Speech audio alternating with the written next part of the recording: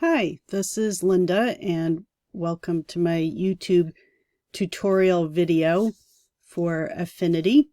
And this tutorial will apply whether we're talking about publisher, designer, or photo. I'm using photo, but today we're going to talk about what is Scrubby zoom and some other Affinity zooming tips and tricks. So you may have noticed that in the preferences for setting up the system-wide preferences, there is a feature called Scrubby Zoom. Now, one of the reasons why I'm creating this tutorial video is because I thought Scrubby Zoom was one thing and then discovered it wasn't doing what I thought it did. And then I had to go find out, well, what exactly is Scrubby Zoom? Because it wasn't what I thought it was. And the answer to that was actually really kind of challenging to figure out. It seems that nobody has created a video on what is Scrubby Zoom. And it's not an Affinity thing. As a matter of fact, I found the answer to this kind of sort of over in Adobe Photoshop because they have that feature too. But nobody wanted to explain it there other than Adobe had a bug that, made this break, and that's why people were posting videos on it. But I kind of pieced it together from some of the comments the Adobe Photoshop people were making, and actually reading Affinity's own help documentation. If you go to the help screen and you do like the quick start guide or, help, it'll pop up documentation. So I kind of pieced it together and played around. So this is what I found out. So if you don't yet know what I'm talking about, let me first show you that.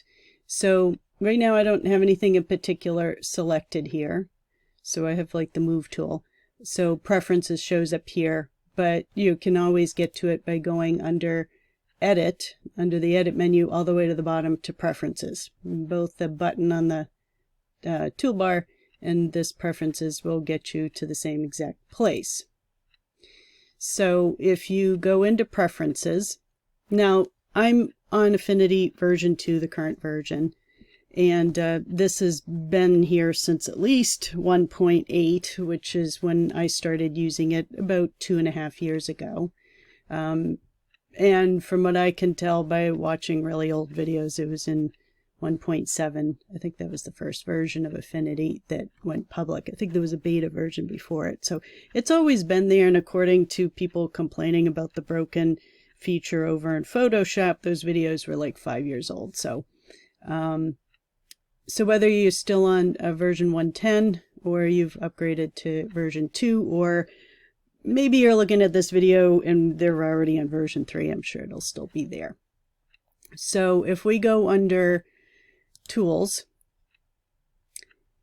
you'll find that it says here use Scrubby Zoom.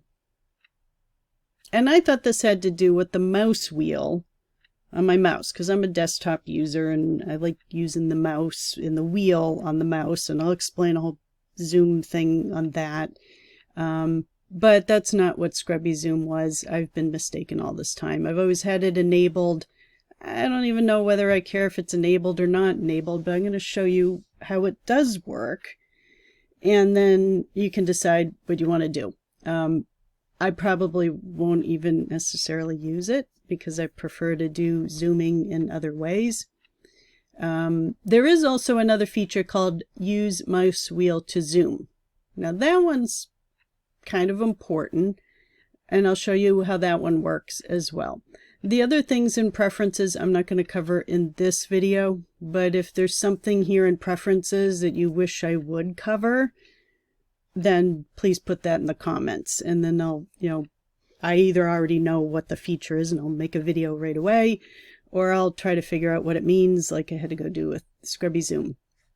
So I do intend to do a video on the user interface, because you may notice that I'm using a light mode. And I find that using a light mode instead of the dark mode is easier when people are trying to watch tutorials.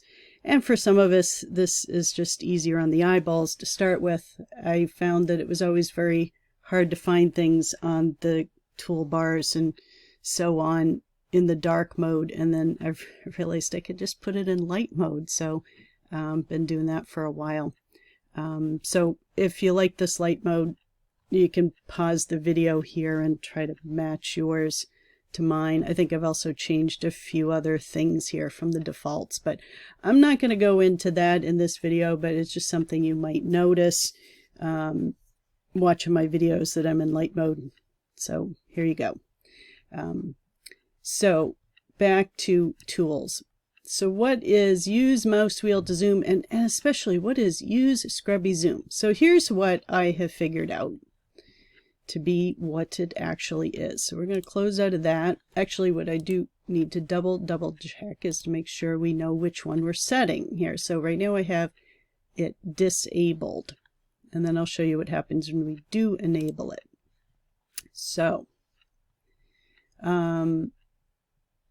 the first thing that we need to have, and I change, by the way, some things on my desktop look a lot different. My layers panel always goes on the left. That is the most important studio panel. I want to see things, group things, watch things change, all that. So that's over here. So if that seems odd to you, that's why. You might like it that way. Test it out. So the thing is, I also changed my toolbar here. And one of the things that I take off of the toolbar, which is required for the Scrubby zoom to even to know what it does, is we need to put the Scrubby zoom on here. Actually, maybe I did put it back. Nope, that's the dodge brush. We want the one that looks like the magnifying glass, and I always redo my tools, get rid of things I don't want, and put things there. There's a lot of flyout menus, like this paintbrush one has a flyout. Some of them I like to disable the flyout and just put them individually because I use them all the time. But we got to go put this magnifying glass back in. So we have to go under View, Customize Tools, and in the tools we need the magnifying glass, which I seem to be blind about. Where is it? Is that it? No, that's the... Oh, yep, there it is. Oh, and some of the apps, it's up next to the hand. So it's way over here, the zoom tool. I don't know why it's way over there, but we're going to go stick that down here. And then we can close that. So you have to have the zoom tool in order for this to work. So I'm going to get rid of some of my stuff here on my display here. We don't need that, and we don't need those. We just need a picture for this. Now, this is really a photo kind of, pixel image thing. You could probably have it do this with some of the other things, like over in Designer with vector stuff, and Publisher with all the text, but mostly this is about the pictures, and we use pictures in Designer and in Publisher as well, so that's why the feature is going to be in all three. But I'm in Photo because it's really mostly a photo thing about zooming in and out of stuff. So we had it disabled, so if we go over to the zoom tool, which then gives us a little tiny magnifying glass with a little plus inside.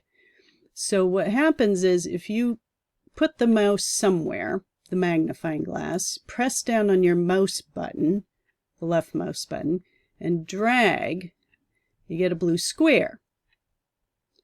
And then when you let go, it zooms in. This is the default. This is not Scrubby zoom. So whatever you put a blue box around, it zooms in, and you can zoom in and in.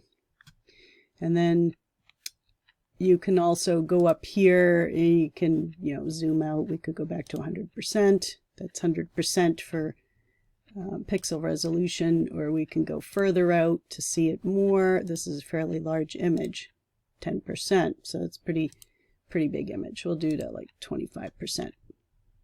So this is a picture with some good resolution on it. So that's what that is it zooms in. You can go in all the way to that. Now, the way that Scrubby Zoom works, and then I'll show you what I actually do, why I don't need either one of them. We'll go back into Preferences, go to Tools, and we'll use Scrubby Zoom. Now we'll close it. Now, again, you got to have the Zoom tool. This time, when I press the mouse button down and drag, it's going to do something totally different. Now, when I'm dragging, it's zooming like this. And note that when I'm pressing the mouse button down, I still have my finger on the left mouse button. I can drag up, I can drag over. Every time I drag to the left, though, it gets smaller.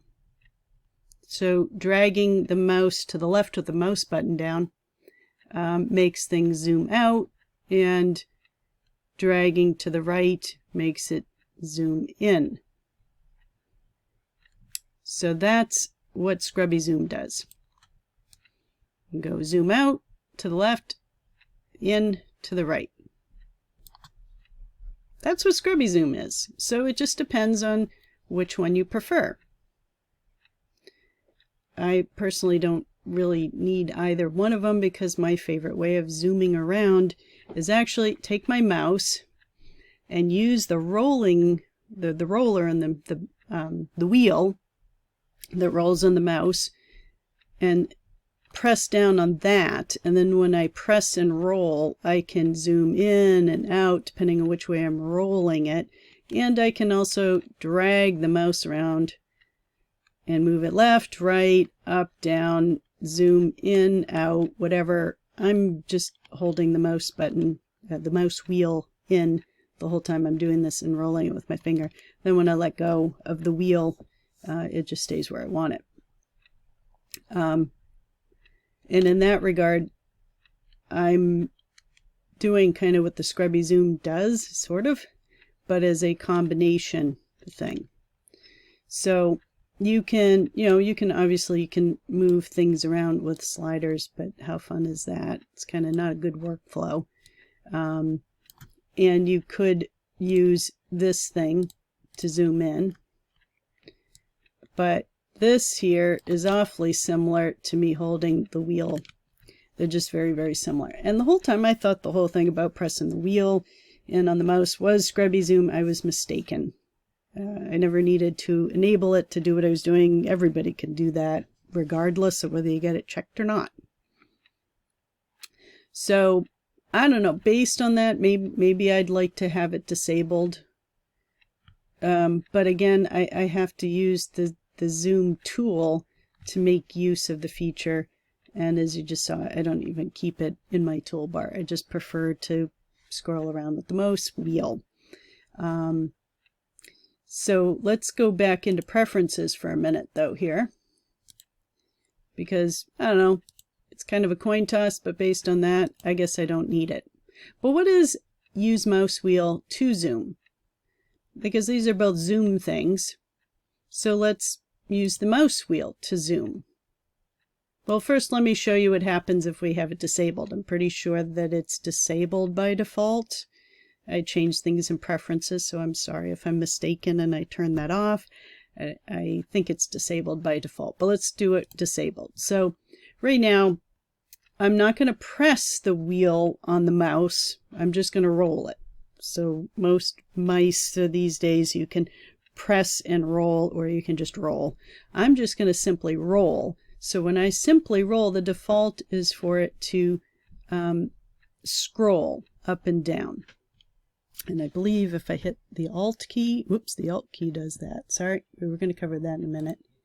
But I always get this mixed up because I really just don't even use that. You can reset the rotation. That was a preview. The Alt key, well, since I just goofed it up, I might as well just cover it right now. So if you hit the Alt key and then you move the wheel, you're rotating. I don't really know how useful that would be. More useful if you're on the iPad, but we're going to reset that. So there is a Control-Alt-Shift-R, but that's a lot of things to try to remember for keystroke. Just go to the View menu. So if you accidentally hit Alt, So maybe it's the control. Nope, control zooms in and out. So control does similar to what just holding the mouse wheel down does. Shift, that's the one I'm looking for. I'm not good with the shortcut keys. Some I do automatically, others I don't. So if you hit the shift key and you roll your mouse wheel without pressing the wheel, then you'll go, you'll scroll left, right, and then you can go up, down.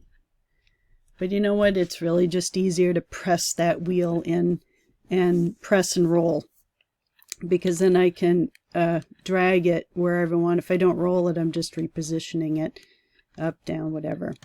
But if I really need to scroll down, which is kind of more important if you're in Designer and you have a bunch of pages and you want to go down through the pages without going over to your Pages studio panel, then, you know, having this set up is kind of better. So, so there goes the having it disabled, but if you go in and you do use mouse wheel to zoom, you're not going to be able to do that, because now you've got this thing going on and it's all going to zoom based on wherever your mouse is. You would have to do this. I bet there's a shortcut key for doing that now. And you have to use that. So let's see, maybe it was, okay, so now it swapped it. So now it's the control key and the, well, it's not the shift key. Shift key doesn't go horizontal. Interesting. So that does more things than that. You know what? I just don't think that that's something that I care to do. So in the end, Scrubby Zoom wasn't what I thought it was. I don't think I've ever checked off mouse wheel to zoom. So we're going to leave them be, and I'm just going to stick to what I've always been doing, which is to press and hold my mouse wheel, zoom in and out, drag all over. And without that feature, if I really want to zoom up and down, which is very useful, especially over in Publisher, that just seems good enough. So this here is where I've got it. Preferences, tools. This is my settings. So keeping them unchecked. Now here are a couple other things.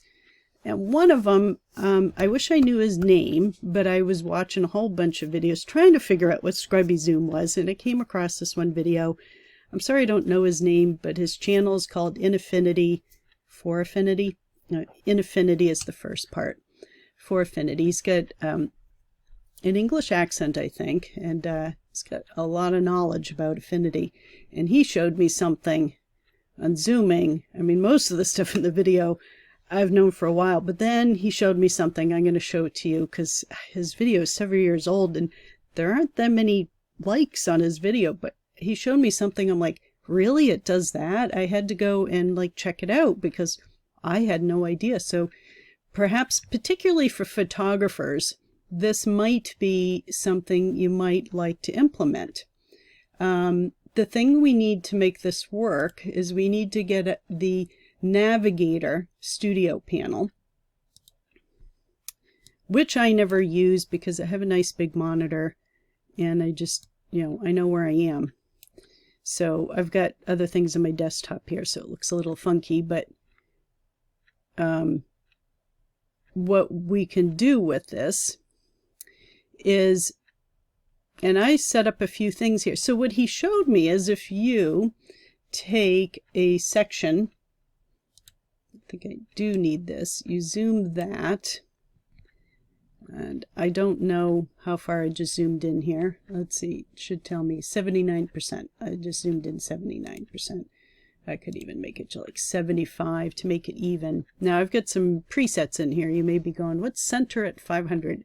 So this is what I found out is if you're in the Navigator pane,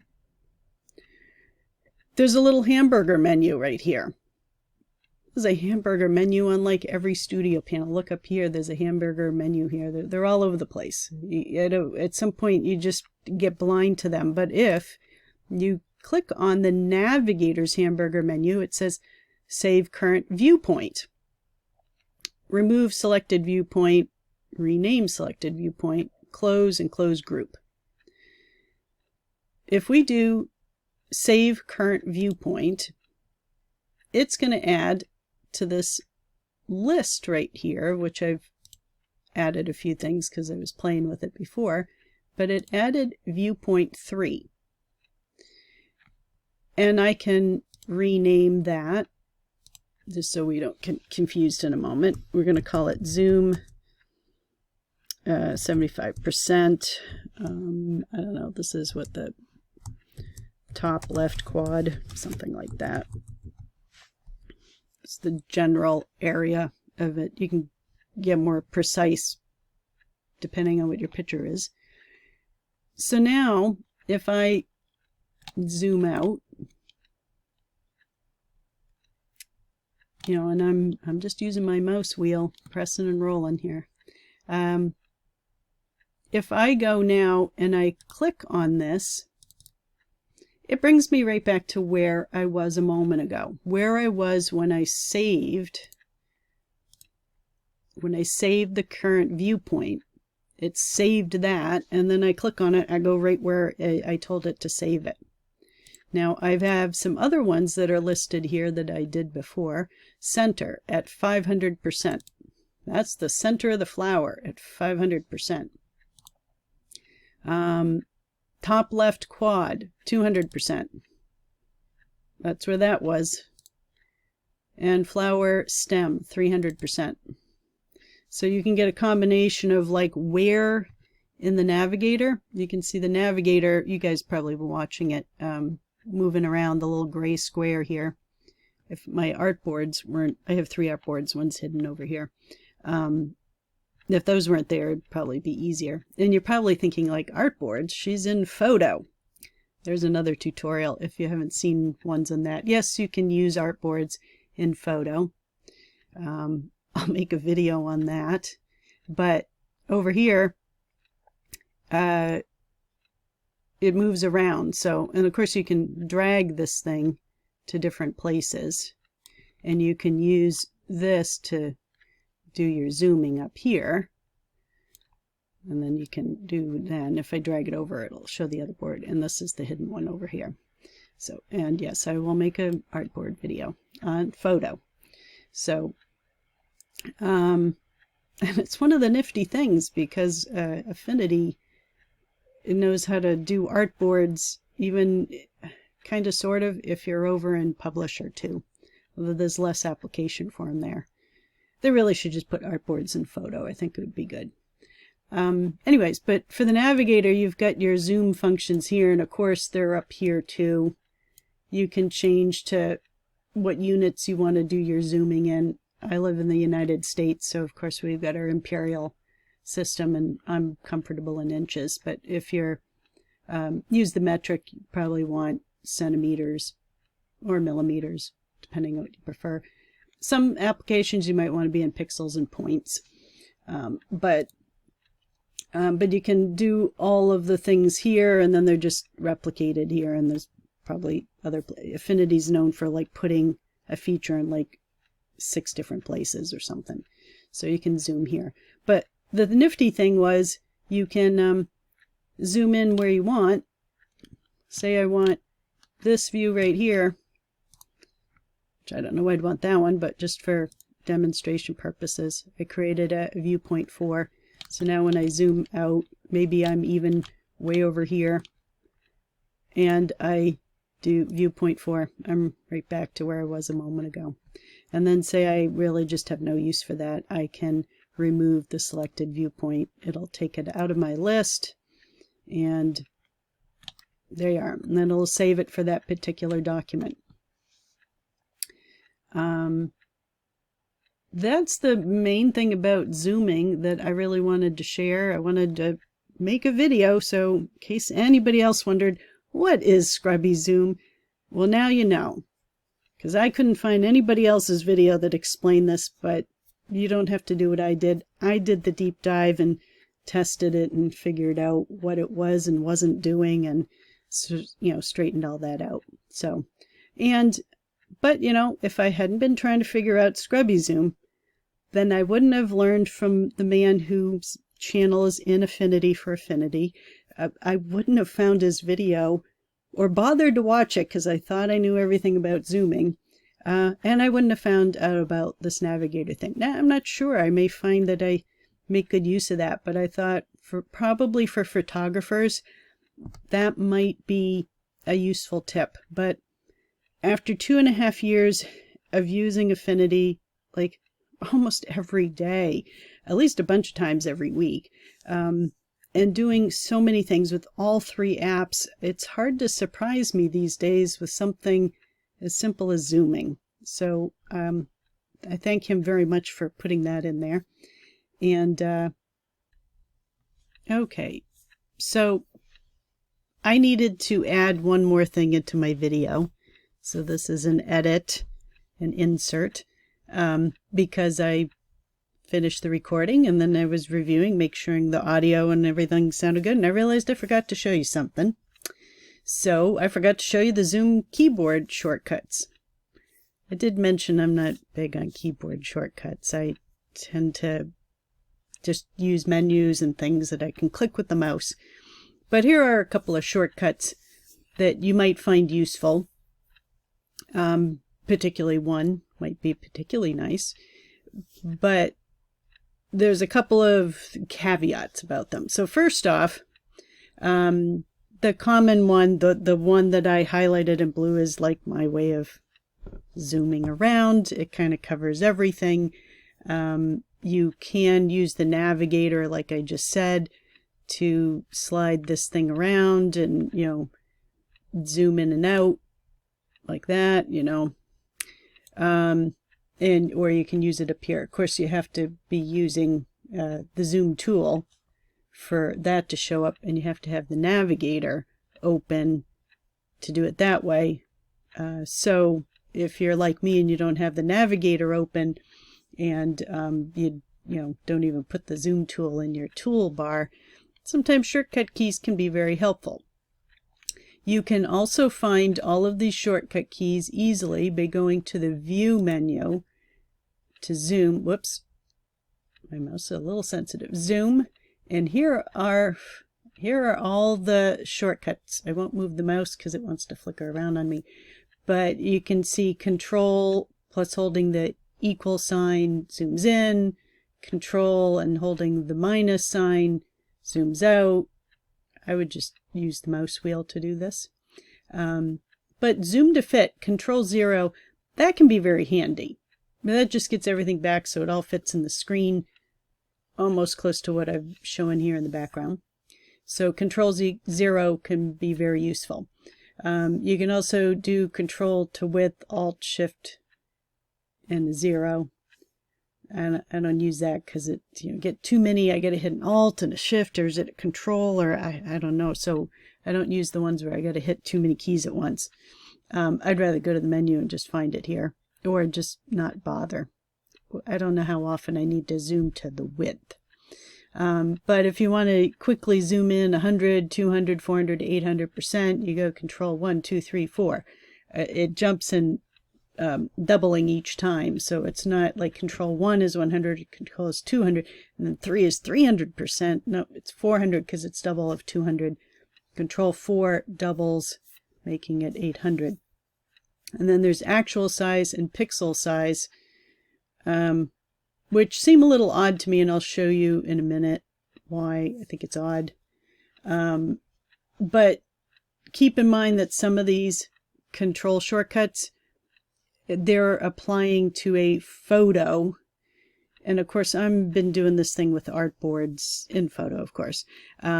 But also if you're using this zooming feature over in Designer or in Publisher, these kind of really more apply to a pixel, a raster image pixel. It's all doing it on pixel sizes. And to also a bit having to do with the DPI.